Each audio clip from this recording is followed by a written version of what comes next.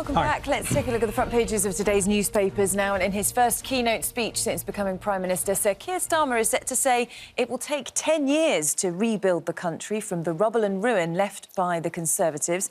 That's according to The Times today.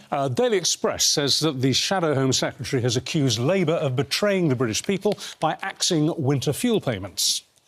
The Eye says the Cabinet is split as Labour MPs fear a voter backlash over the Chancellor's plans to axe those fuel payments. And the Mirror reports on growing fears of an all-out war in the Middle East after Israel launched airstrikes on Hezbollah in Lebanon. Well, we're joined now by the writer and broadcaster Nels Abbey and the former Conservative Chancellor Kwasi Kwarteng, who himself makes the headlines today, but we'll come to that. Good morning. We're looking back into the not-too-distant past. So the Mail and the Telegraph, amongst papers, getting very hot under the collar this morning about this so-called passes for glasses sleaze row, as the Mail has it. In effect, this is Lord Ali, big Labour donor, said to have paid for Keir Starmer's glasses and suits and stuff, hence glasses for passes, getting unrestricted access, getting a free pass to Number 10. He can come and go as and when he likes. I would have thought that for a big player in the Labour Party, the new governing party, that would be sort of what you might expect. Why is it scandalous? I don't quite understand. So, I mean, the issue here is that if you work in Number 10 or in Downing Street, you get a pass. Yeah. That means you go in every day. If you're a visitor, you just leave your name with the police and they wave you through. And I've been both. I've worked in Downing Street. So, in effect, it's the same thing. So it's sort of the same thing. Yeah. It's a bit more of inconvenience. So I don't understand why he needed a pass. It's not as if he's going there every day.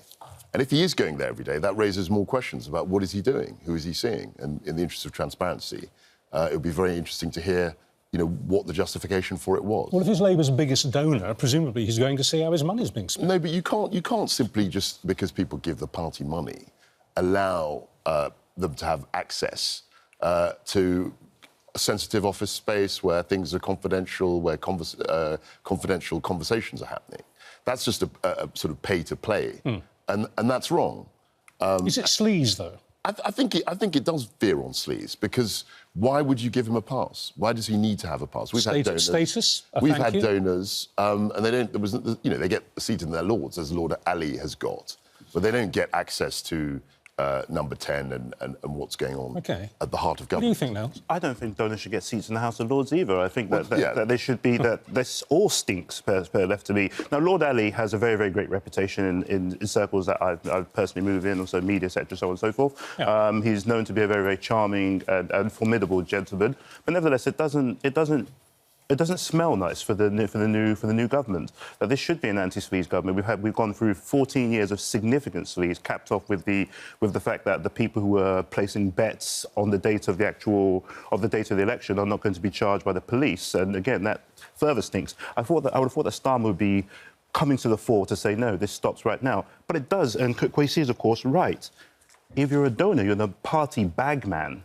Why do you need to be in Downing Street every day? And if you don't need to be in Downing Street every single day, why do you need a pass? Exactly right. That's what it boils down to, because if the pass is for people who are there every day. Yep. It's not for just donors who've given £500,000 or whatever it is, or 20,000 to buy suits. It's for a reason, for people who are actually working professionally. Okay. And as I've said, there's a very easy way of people getting into Downing Street. If they give their name, they show their ID, and they're Well, Number 10 say that the pass expires in a month's time. Do we see this thing going away? Has it got legs as a I think scandal? it's very early on. I think when House of Commons comes back next week, the story might have moved on. It's going to get rolled over, isn't it? Meanwhile, we're going to hear from Keir Starmer tomorrow, aren't we, with this speech. It'll take a decade to rebuild Britain. Hard work is required to bring lasting change. It's going to get worse until it gets better. And Kwasi, you know, he's all sort of pointing towards the fact it was the mess that the country was left sort of in. Yeah. And that's what, I mean, we did this. I'm old enough to remember when we were in the 80s and 90s, we kept saying, oh, the winter of discontent. But what he'll find very quickly is that he will own the problems that we have. And I think the electorate moves very quickly now. And the idea that he's going to get 10 years, that we can assume he gets 10 years, I think is quite ambitious. You know, he's going to have to manage his coalition. He's already suspended, I think, 7 or 8 MPs. He had a very low percentage of the vote, and that's the way our system works. But the idea that he's going to, you know, get 10 years to sort everything out, I think is very fanciful. And he's got to get going very quickly and govern according to the mandate he has. He's got a huge mandate. He's got 180, majority of 180 or 170. And he should just get on with what it is he wants to do. What do you expect to be in the speech tomorrow? What's going to be the headline? Well, the headline that was trailed last week was things are going to get bad, things are going to get worse before it gets better. And that's almost speaking across the spectrum, that things over the last 14 years or so have been managed really, really poorly. And don't get me wrong, this is a traditional form of how government, Kwasi is right, but this is how governments tend to actually work. When there's a change of power, you blame your predecessor for pretty much everything, and then that pretty much gives you a bit more of an extended honeymoon period and a period in which you can actually push through the more unpopular items, also tax rises, benefit cuts, so on and so forth, so pretty much hammering the poor once again, who are already increasingly hammered in society. But you get some sort of electoral proof, because by the time you get round to the next election in 5 years' time, the hope is that people would have forgotten that, people would have moved on from that also mentally. And it's worked for the Tories or so. That's the idea. My suspicion now is that I think the news cycle and the electorate is just moving that much faster. Yeah. You know, I remember the 18 years Yeah. that we had in the 80s and 90s. And we didn't have the internet, we didn't have social media, we didn't have any of that. Yep. Whereas now, I think things are much more... It's a machine gun turnover. That's right. Yeah. And so, you know, let's see how that goes. And look, we've already got signs about the honeymoon period coming to an end. Cabinet split as Labour MPs fear voter backlash over winter fuel allowance cut. That's the front page of the Eye today. Growing concerns about Rachel Reeves' plans to axe the universal winter fuel allowance, and particularly because we saw the energy price cap going up last week. So that means that people are already going to have to pay much higher energy costs, and for pensioners in particular, a lot of them aren't going to get this. And there's a real worry about the impact of that, isn't there? Yeah, absolutely. Yeah, we're still not out of the woods from... I know we're not going to... We're not going to go down this route No, we can do it again. No, we're not going to do... We're not going to do this dance the growth again. rates... No, I'm happy to have that debate. No, OK, fine. But we're still not out of the woods from the Kwarteng interest rate debacle that we found ourselves in. And effectively... OK, please, go ahead. Let's hear it. So the growth rates that we have now in the UK are high. Yeah, but they're higher than the highest in the G7. Absolutely, yeah.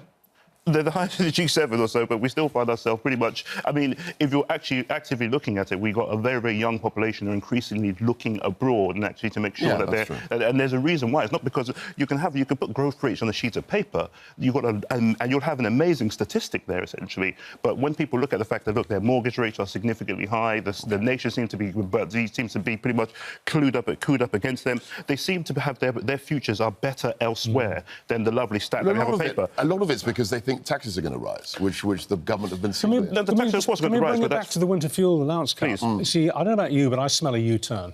Not immediately, not now, but this story potentially could be incredibly damaging to the government. Can you see the front pages come January, come February, if we get a really cold snap, and you see old people who really can't afford to put the heating on, pictures of them sitting there under duvets, warming their hands at candles. I can see it unfolding. Can you see a U-turn coming on? Yeah, I don't think they'll go through with it. No. And I can see why she did it. Do you think they'll reverse it completely then, or just reverse parts of it? It's difficult to see how you don't reverse it completely, because any form of means testing is going to be more expensive. Absolutely. To administer the means testing. So you either keep it, or you just take it away. And she's decided to take it away, but there's been a huge political backlash from her own party.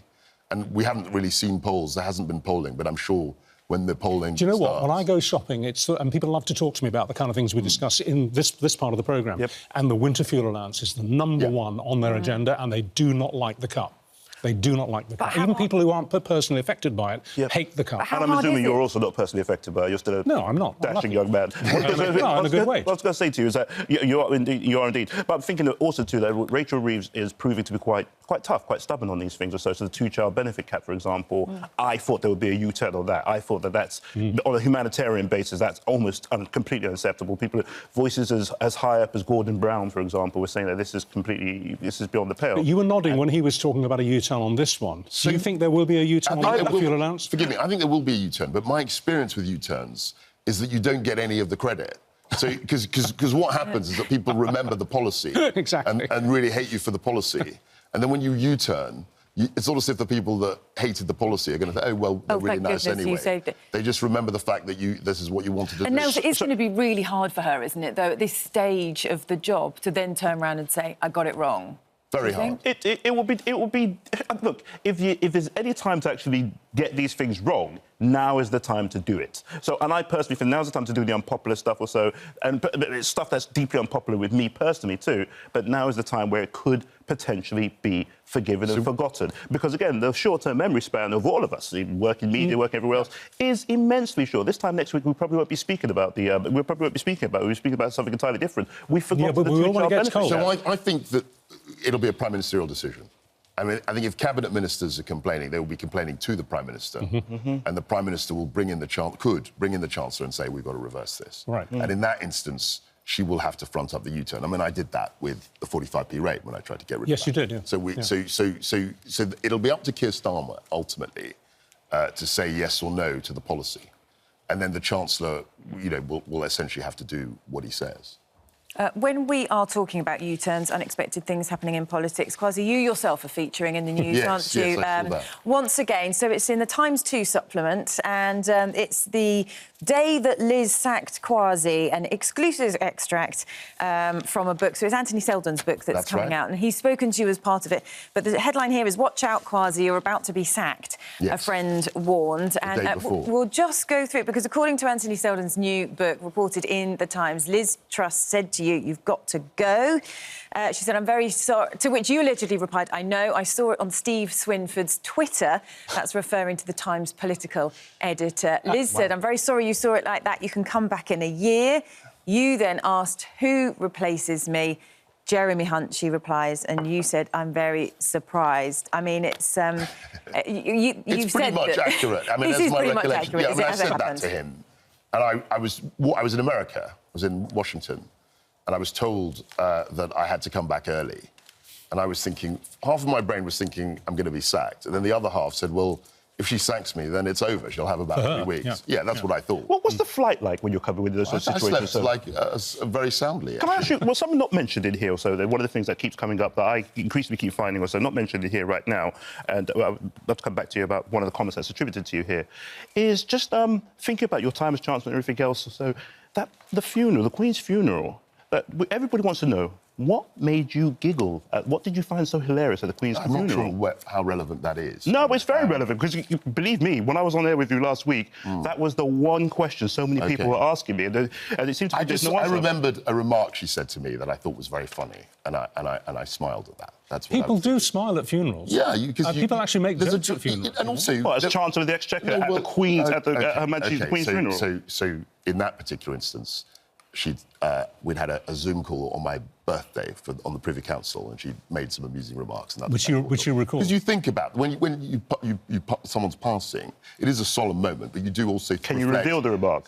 You do also that I wouldn't, but you do also reflect on the personal touches. And the moments that you had going back to where we started your sacking, you obviously knew it was coming, but you thought that once she'd done it, that was her own fate sealed. I couldn't see how she was going to survive more than 3 weeks. That was the rough. And I think I said that to my special advisor. And it was what, 6 days? It was 6 days in the event. It was shorter than I thought it would be.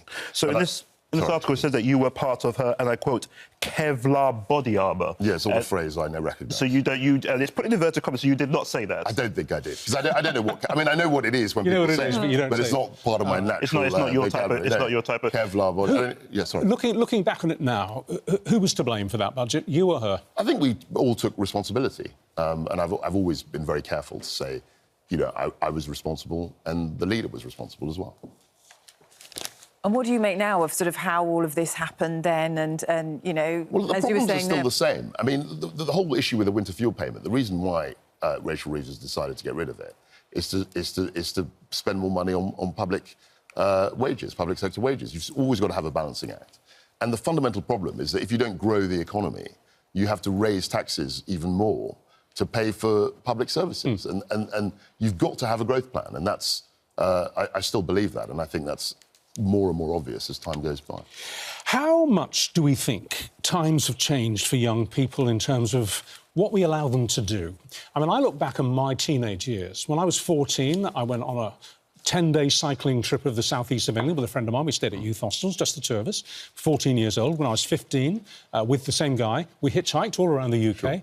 It was not an issue. Our parents expected us to be able to take care of ourselves, not to do anything silly, not to go into pubs, which of course we did, and we got served. But it got served. And we got served. Yeah, we were quite tall for our age. It was de rigueur. It was normal for teenagers to go off and do their own thing. Now, Kirsty Allsop allows her son, who's 15, to go on a rail tour of Europe. Tickets bought and paid for, all organised. There's a schedule, much less disorganised than what my generation was up to, and she gets a visit from the social services.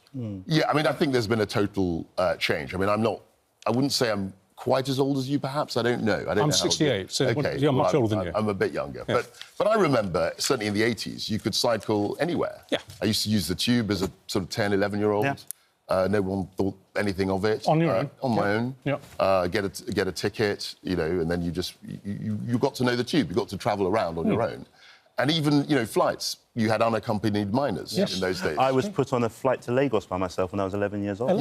Yeah, and I think, but it was a common thing. But the world's very different right now. The world is an immensely different place right now. So I personally don't... Why is it more dangerous now for a 15-year-old boy who knows the price of fish to get a few trains in Europe, whereas it would have been OK 25 years ago? Well, we were a lot more aware of so many... There's so many things that happened 25 years ago that we're aware of right now. So many unspeakable things that were happening 25 years ago that we just wouldn't... That many of us are nervous about right now. So, for example, I don't let my daughter walk to school by herself. She's 10 years old. The school's not that far. At the same time, too, she doesn't have a mobile telephone. So we're very, very protective of a lot more protective of our children, and we're a lot more alert to the types of dangers that are there. At the same time, I do feel that, look, OK, Kirsty Allsop, blue-chip middle-class women in Britain. If it was a working-class mom from a sinker state somewhere who let her child gallivant around Europe or so at 15 years old, I think they'll be getting a knock on the door of social services too. Well, yeah, I mean, it is interesting. I have no doubt about it. She's now had social services contact her. She's upset about the fact, but obviously somebody has alleged neglect, and they have to follow up any reports of that. So that's being looked into. Would you describe questioning whether safeguards? No, I personally wouldn't. So I think 15 is a bit young, given the fact that, I mean, they are children by any definition.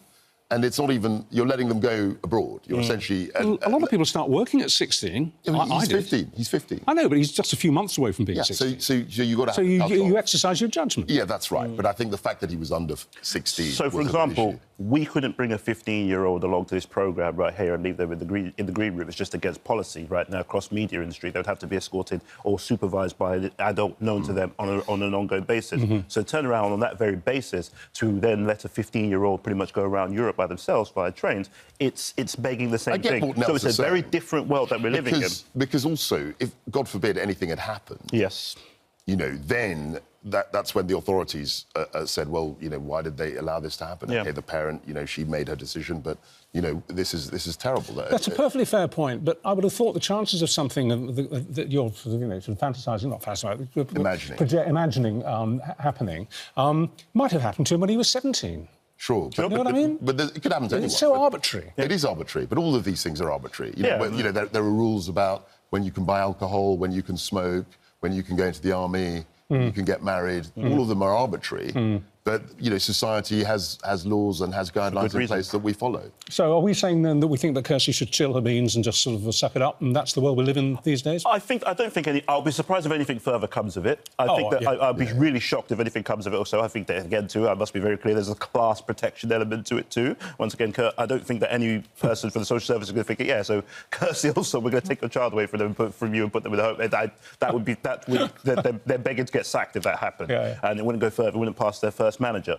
But so I think this is pretty much where it stops, essentially. But it's raising it's raising a legitimate concern about, are we over pampering our children? My answer is no, because again, we're very lucky we've never experienced catastrophe. So my daughter will probably be about 16, 17 before she gets her first mobile telephone, let alone goes abroad by herself. So it's a very different world from the world in which we grew up in, say, the 80s till... I don't know. Yeah, I think I get your point, Richard.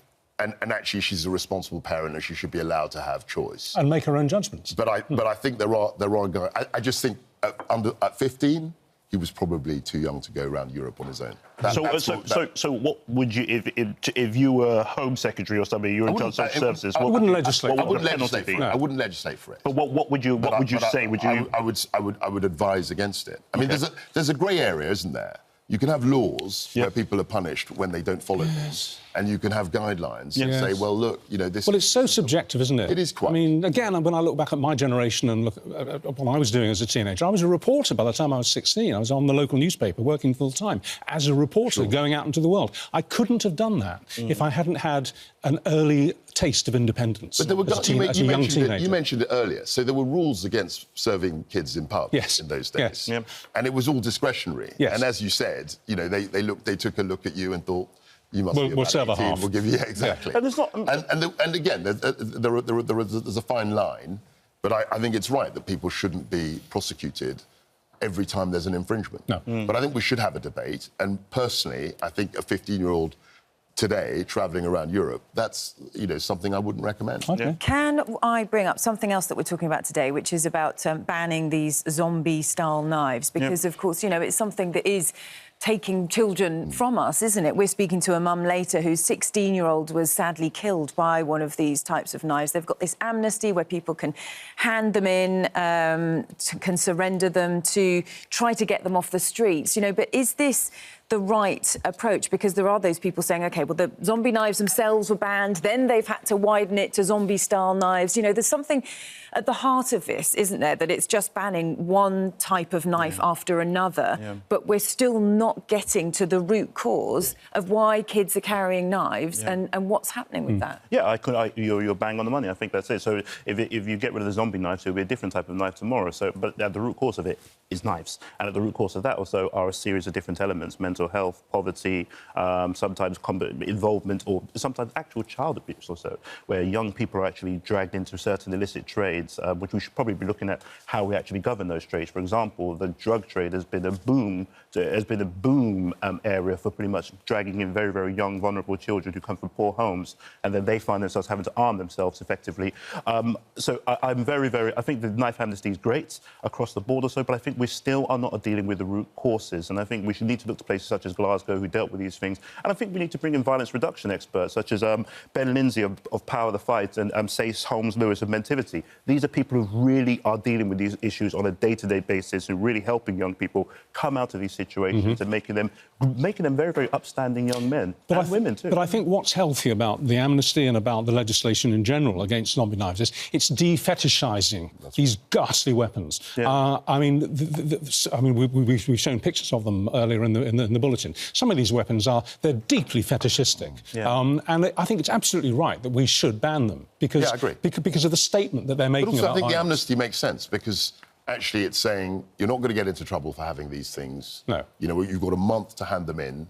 I think in some instances they're getting some sort of financial reward. On average, £10. £10. But, you know, that's compensation. Not nothing. I mean, But the trouble is, if you ask kids why they're carrying knives, they will say it's because they know someone else will be, and it's for their own protection, isn't it? So, but I think having an amnesty is good, and I think gathering all these... I mean, you know, all the knives that you're collecting, those are knives that are going to be confiscated and aren't going to be used to commit crimes. And that's got to be a good thing. But you're right, you're not getting to the root. Yeah, but what else is it? Is it youth services that needs to be addressed? Is it showing, you know, these people in gangs that actually there's another future for them that doesn't just involve... There was a brilliant latter New Labour policy called the Educational Maintenance Allowance, where we actually... Because if we can pay young people to take their knives off the streets, we can financially almost facilitate them. We can financially incentivise them to stay in school and to better their prospects. So I'll say one of those elements, or get into the root causes once again, let's bring back things such as the Educational Maintenance Allowance, where it's just a little 20 or 30 quid a week or so to make sure these kids stay in school to the age of 18.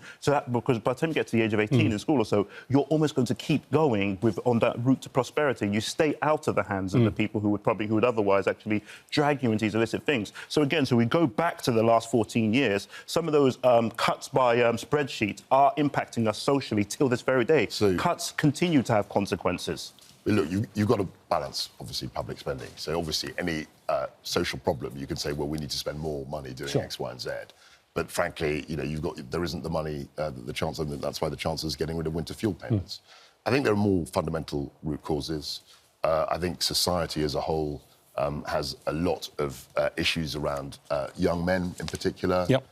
These are poor young men. Yeah. These are poor young men such as yourself and myself or so. Sure. We were not carrying knives when we were young. And there's a good reason for that. So because you and I, well, I came from a very, very poor background or so, and my parents went to extreme lengths to make sure that I didn't end up in any trouble. But you come from a particular background or so too, that our equivalents today, our young 15, 16-year-old equivalents, would never in a month of Sundays find themselves carrying knives, because I think we have to get to the root of it. And that's why I say things such as the educational maintenance allowance or such as poverty alleviation situations, because that is how we get to the root of it. But it's not. You're not going to give a young person who feels they have prospects and carry this knife, and they're going to think, yeah, I'm going to do that and throw myself away. Look, I agree with that, but I'm just saying that you can't simply just keep throwing money at the problem. That's not. It's not. We're not keeping throwing money at the problem. We are incentivizing our young people to remain in school and remain on the straight and narrow. Almost at the end of our time. Is it time to lay off Prince Andrew? This photograph, which was taken a few minutes after he wrapped his car crash interview on Newsnight with Emily Maitlis. Let's have a look. With him apparently saying to her, well, that went rather well, didn't it? Totally unaware of what he'd just done to his profile, his future, his reputation and everything. At this stage, he thought that he'd done a good interview. He's had so much stick for this, and now this picture has been offered to the National Portrait Gallery, which just seems to be rubbing his face in it. Is it time to just cut the guy a little bit of slack? Has he suffered enough? Look, I think, public figures get a huge amount of abuse, huge amount of flack, and that's part of the course.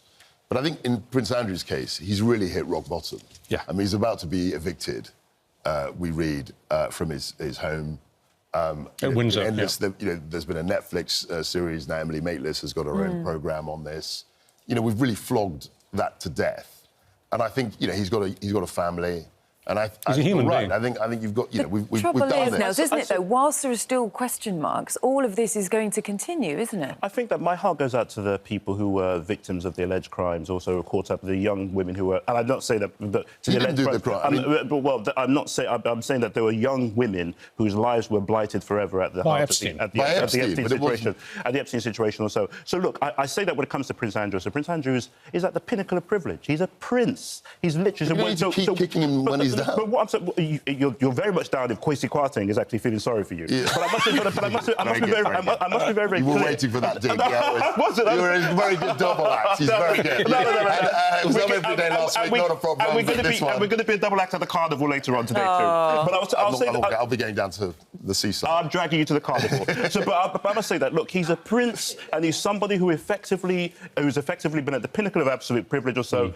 So for me, there's a lot of people who are on my hierarchy of sympathy list or so before him, but I do feel that, look, at the core of this, essentially, are some people went through some very, very gory stuff, and we still don't know the facts. We still don't know the details, and that's where we need to level when it comes to it. And just to be clear, we should just say he has denied it. He has. And I think he's been dragged through the coals.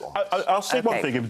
We do have to leave it there. I'm so sorry. We're out of time. But listen, thank you both very much. Whatever you're doing for the rest of your Bank Holiday Monday, be it together or not, have a good one. Unlikely, I'm afraid. You should go on the boards together. I think you make a good double act.